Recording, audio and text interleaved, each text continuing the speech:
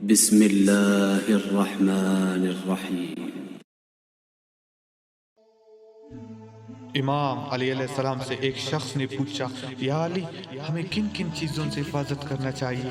ہمیں کچھ نصیحت کرو تاکہ ہمیں کچھ علم ہو جائے۔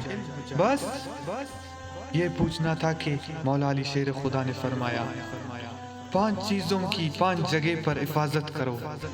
یاد رکھنا، محفل میں زبان کی حفاظت کرو، بازار میں آنکھوں کی حفاظت کرو، نماز میں دل کی حفاظت کرو، دسترخوان پر پیٹ کی حفاظت کرو، نگاہ میں حیا کی حفاظت کرو۔ 3 چیزیں انسان کو اللہ سے دور کرتی ہے: اپنے عمل کو زیادہ سمجھنا، اپنے گناہوں کو بھول جانا، اپنے آپ کو سب سے بہتر سمجھنا،